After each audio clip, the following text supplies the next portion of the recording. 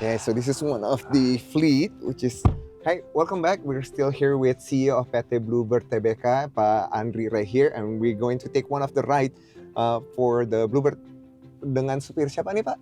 Pak Eko. Pak Eko Pak Eko. is gonna be our driver for today. And this is our newest EV fleet. So this is one of your newest, and then what's different between the newest one and then the previous one that you guys have? Well, this type is more spacious than previous. Yes. Also, the technology is newer. Okay. And it's more comfortable than the previous. I mean, back in 2019 when we launched our EV initiative, there are only one or two options that we have. Now, 2025, we have more than 10 options Nice. to use as a taxi, and we choose this because of the space and of course the endurance and durability of the. Of course. Now, one of the question is, you're a head of the CEO for Bluebird. How often do you ride a Bluebird taxi then? Oh yeah, quite often actually. Okay. Not as often as I would, I want, but at least 2 or 3 times a week. Okay. Yeah. Well, through various channels. Sometimes I order, sometimes I just hop on our taxi stands. Sometimes using the call center. Oh, okay. So I need to still experience everything by using the all channels itself. So you're gonna kind of like making sure that the service is still up to par by using it yourself? Yes, I mean we measure the ETA, time to pick up, and the surface quality, the cleanliness, timeliness, check the user interface and experience of the apps, and a lot of things needs to be discussed and then most importantly, like Pak Eko, I like to hear from them as well. Oh, that's what's their current challenges, what they're facing, what they need, what we need to improve, because in Bluebird we believe there are 2 important factors. Of course, the customers, the passengers, because that's where we get the revenue from. We need to stay relevant. We need to, adapt to what they need. But our drivers are at the forefront of servicing our customers, right? Yeah. So, in that sense, we need to hear what they need for us to fix as well. Okay. We need to modify. We need to, might as well, because like you see, that's the IoT. The IoT. Okay. Is this the EV? So everyone needs to wear seatbelt. Yeah, like I said, I mean, Pak Eko is one of the reasons I will ride the taxis or any of our services from Bluebird. Might as well the shuttle bus service, the Golden Bird, the rental car, Silverbird and Bluebird as well, because I need to chit chat and hear, from them directly. Although we have the in the driver apps, they also can give feedbacks to us, right? Oh, really? Nice. Yeah. Whatever they feel, they want to give inputs, anything. Yeah. We have our digital systems, but sometimes by the discussions we can dig deeper, and that's what matters. Why? Actually, it's for all the management to actually experience and to drive taxi itself periodically, not every day, but every periodic. We insisted that our management level has to drive our taxis as well. To drive itself, not just riding on the taxi cab, but actually. No, it's walk the talk. when we make decisions, it's because that most of us experience and know how our drivers should be facilitated. Okay. The car types, the technology, everything. Because now, like I mentioned earlier, technology is really something that's already embedded in our DNA since the beginning. Yes. I mean, from now we can say it's a standard technology, from radio to mobile data terminal to what we use now as the current technology has been in our development since the beginning. So I think that's the main idea why we need to redevelop and have our own in-house IT department to develop, so we can move faster and quicker and stay relevant to the Yeah. changes in the market. Right. Now, one of the people might gonna wonder. Of course, you're gonna write your own services. Yeah. Do you ever tried any other taxi beside Bluebird? Yeah, of course. Oh, Not only taxi, I ride the MRT, so I know the challenges and the benefits of using MRT, LRT, Transjakarta busway, Okay. the BRT as well. So how do I feel that there's the needs of interchange as well from the first mile, last miles going to that mass transport, as well as the competitor services. Yeah. We need to know where they are as well. Now, it's interesting. You mentioned earlier. I don't know if you're familiar with this. I'm gonna show you a video. You mentioned earlier, but if I'm not mistaken, it was the initiative, the one for women initiative. Yeah, Blue Life. Blue Life. Yes. Now, that was interesting about the Blue Life, and then I noticed that. I'm not saying it's a bad thing or a good thing, but one of the thing is female drivers. Yes. It's kind of rare that actually one of your driver actually made it to my feed, and then Oh, yeah? she is. I don't know if you're familiar with this one. I have to show you this because I found it interesting. Budia? Uh, Budewi? Is it Budewi? Budian. Budian. Yeah. All right. Yeah. So it become a content because we're very unfamiliar. Is there anything that you guys doing to promote so female not feel Yes. different for being a driver for Bluebird? We actually try to encourage more and more female drivers Okay.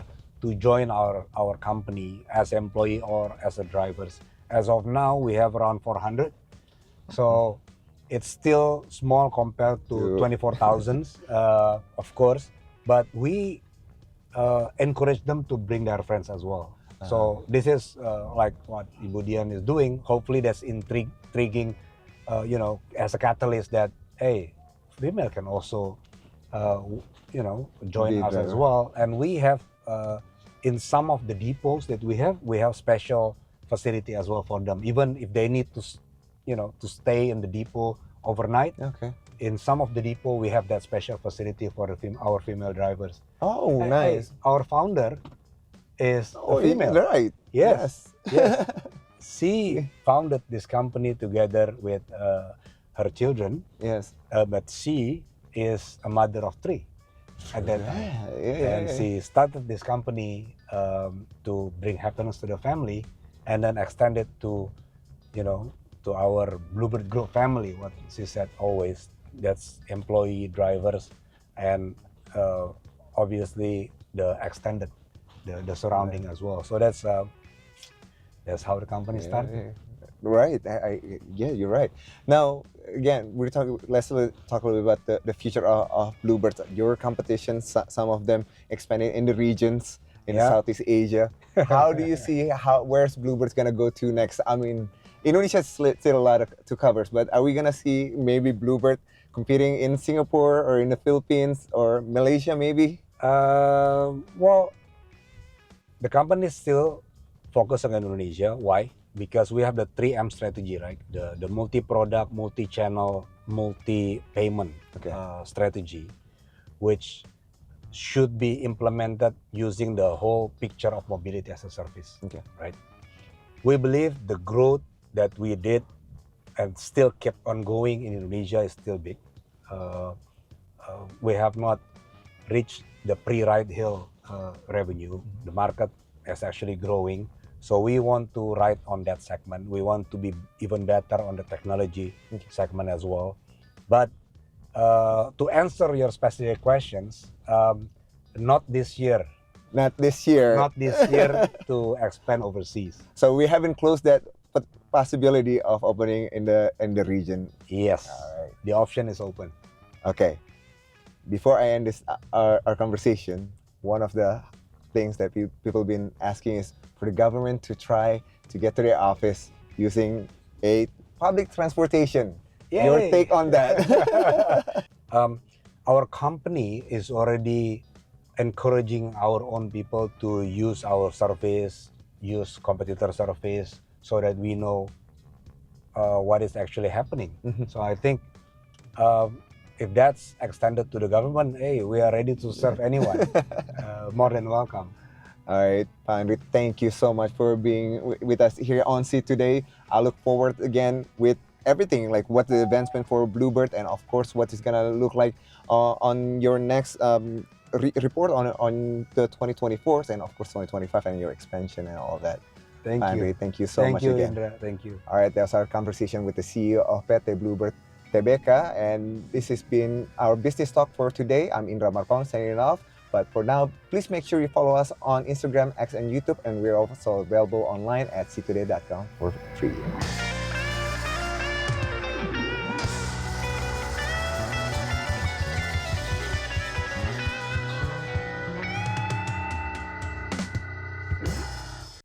That was my conversation with CEO of Bluebird. Now, next story. Workers at Benito Aviles Olive Farm in Campilos, Malaga were seen busy pruning, preparing for what could be one of the best harvests in years. Farmers, however, remain anxious about potential U.S. tariffs despite the improving productions and quality this season. Spanish producers are urging their government to negotiate with U.S. to prevent new improved taxes. In 2017, the U.S. imposed anti-subsidy and anti-dumping duties on 30% to 44% on Spanish black olives, a move that EU challenged the World Trade Organization. EU estimates these tariffs have cost Spain's olive sectors €800 million. And it has the reason to be concerned. As the world's largest olive oil producer, Spain accounts for 40% of global supply, more than Italy, Greece, and Portugal combined. With the EU producing 2/3 of the world's annual 3 million tons, any new tariffs could deal a heavy blow to the industry. Many Spanish producers fear they are more vulnerable than Italy, as their government is seen as less aligned with the Trump administration. With Spain's 2024-25 olive oil output reaching 1.3 million tons, U.S. tariffs remains a looming threat to the industry's future.